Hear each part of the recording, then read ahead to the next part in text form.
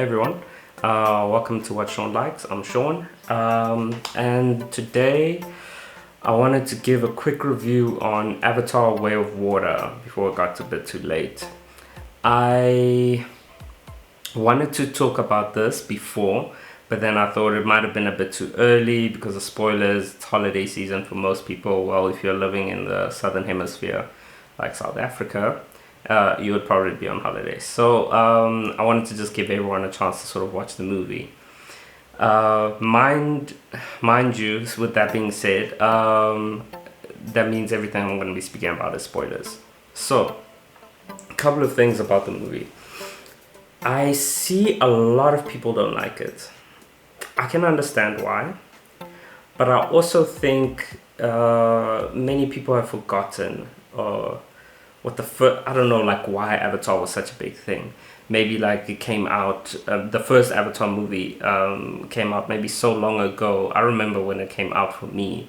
Geez, I think they were talking about even just making it when I was in high school. So it's been a very long time.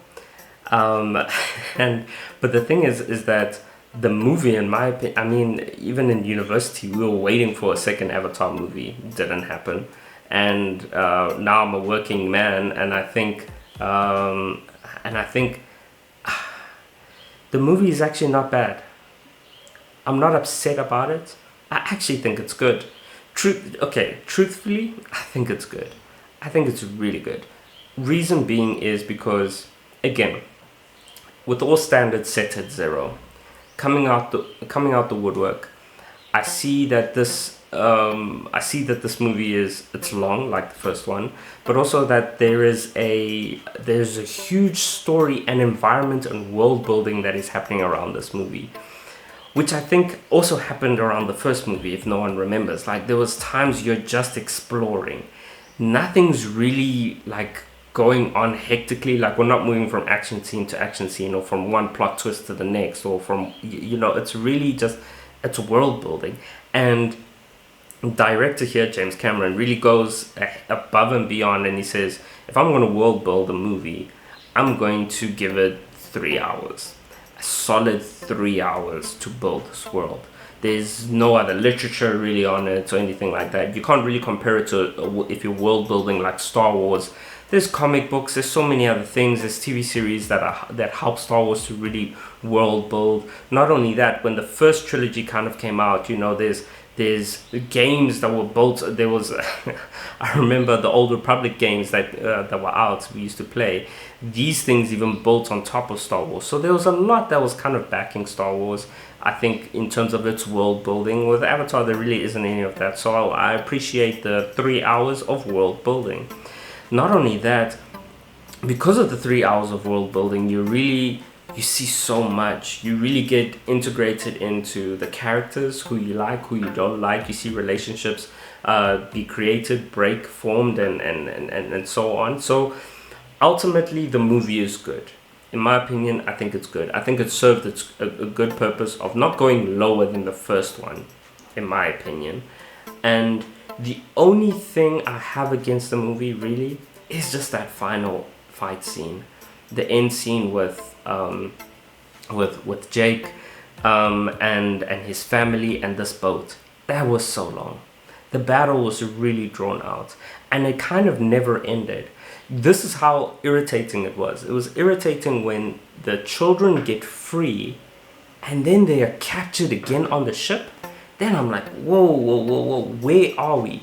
Second of all, wasn't there an army now fighting with us? And then all of a sudden, it's not like there aren't an army, a Na'vi around anymore. It's just Jake Sully and his family. Like, I don't, like, things kind of like really irritated me. That irritated me.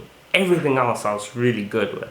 I was really good, like, so I was good with that. I mean, everything else was really good. I mean, I was good with them moving, experiencing this new kind of water tribe. I thought that was amazing. What really was interesting, right, is that the planet Pandora they are they had distinctively different features about different tribes according to where they live, which I think is actually very cool. But I think about it in the sense of like humanity when I think about the world, and I think like, are they distinct features that help one race live better? I guess like one race, yeah, live better in a certain part of the world than others. Which I think about it and I think, yeah, maybe I don't know. You know, there's if you watch a lot of YouTube, you'll find like there's certain people in the world, like that live on islands that have better lung capacity than people who don't, because there's a lot of sea diving and so on and so forth. Like, sorry, I'm reading this. I think I saw it on like a Joe Rogan like podcast or something like that. Anyway, which speaks a lot about that theory. But anyway, fact of the matter is, I thought that was very interesting. But again, it speaks about the whole the whole, I guess, moon Pandora, that literally is like a living organism, and everything on it really communicates and works very cohesively well with one another, which I love, which I think is awesome, which speaks like to like this unification. That's real unification of a world, really, is because no one kind of goes above and no one goes excessive. Like, no one is excessive. No one has excess. It's really about like working together and understanding restrictions of, this is what we do, this is what we don't do, this is how we provide, this is how we contribute, and so on and so forth. Anyway, now here's something I thought was hectic, right? When they this is something I really thought was hectic. I thought the next point was with Jake Sully, his character. His character is very weird. In the beginning, in the first Avatar, this is a gung-ho kind of Jake Sully that we saw. Now, when we're seeing him now, he's not so gung-ho. It's his family, but I understand it's because he has a family, he has kids, and he wants to protect them. But I really feel like running away maybe wasn't the best idea. I can understand it as part of his arc. Sorry, I need to drink something. Ooh. Brief episode transition. No, I'm saying I think what's so interesting about his character is that how he flipped into a person that is now scared and now runs away. And then I think you could have done a better job there, because he hasn't removed the threat of humanity on Pandora. He's really just moved it to another location. But not only, I don't think he moved it, sorry.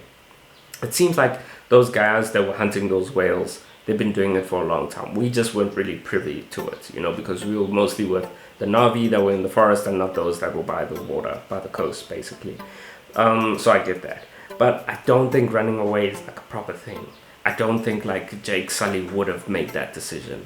Truthfully, I think he would have fought. I think he would have hidden. I mean, I remember the first outcry and call he gave to the Na'vi in the first Avatar. He was like, "Put your lives on the line. These people are gonna destroy your whole world," right? And he doesn't really do that. Now he's not willing to put lives on the line. Like, yeah, and that, unfortunately, that includes your kids, bro. Like your kids need to kind of grow up and be warriors, if that's the case, and that's what it is. Anyway, his son's very irritating, but I understand these are different traits and characters that we're being introduced to, so I kind of warmed up to them. And then there's Spider. There's the human boy. That kid, moving on to that topic, that kid irritated the caca out of me because he saved his father. He saved his father. I don't know why. I would have taken another villain. Just give me a different villain. I get like he didn't even die in the nicest of ways. He got strangled underwater and then kind of just sank to the bottom. But I don't know why. There wasn't something epic for him to go out in, like the way he went out in the first Avatar, where he got hammered with arrows in his chest. But I don't know why. Like, we just couldn't get a different villain, and we had to keep him alive. Like, it's so frustrating. We could have really, I really feel like we could have gone a different villain, someone that would make Jake think a different way or be a different way, or would have to create an evolution within the Na'vi. Because, mind you, sorry, and this is probably the last thing I'm going to talk about, is that these movies, there's more movies to come out. So if you haven't watched Way of Water, trust me, you have time. There's another movie that's going to come out. I think James Cameron has sort of signed for 5 movies to be done, which is a lot. But I get it. He's building this world, which is really cool. But I think definitely like, yeah. I mean, I guess we're gonna have like a couple of more movies, but yeah, I really think we could have gotten a different villain in the next couple of movies. Like just someone new, like just a different kind of world order that would have changed things up really. Anyway, other things that I thought was kind of cool was I like the machinery. I thought the machinery that the Earth people, the Sky people had, like those little crab walkers or whatever. I think that's always cool to see. I know we logistically would never create machines like that, because we lack creativity. No, we really do. If I think about cars, cars really, like, we haven't gotten very creative with cars. We don't get really creative with planes.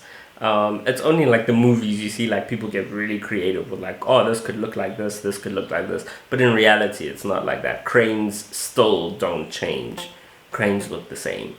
Like cranes, like things that build buildings, they look the same. But the cranes in Avatar, wow, I mean, we have robots and whatever. Anyway, I digress. But cool. Nonetheless, I think that's about it. I think it's a really good movie if you have an open mind to it, if you don't want to have any kind of judgments towards it, and just watch it, and watch it with the same magicalness that you watched the first Avatar movie with, and then you'll kind of get like, oh, this is actually kind of good. But if you're going to scrutinize it, which I think the movie industry is like just scrutinizes movies a whole lot harder now. It's like they have to deliver something that wasn't, like, that's never been seen before, and I guess that's all part of pushing the boundaries and so on. But sometimes a movie is just a good movie. Like back in my day, and when I think about it, back in my day, geez, before Marvel, I guess, I think, like, dude, movies were just movies. Like, you just watch it and be like, yo, that was good, and then, oh, that was sucked because, like, it had bad actors and bad dialogue and things didn't make sense. But yeah. Anyway, if you like this video, if you like this channel, please like and subscribe, and I'll catch y'all later. Cheers.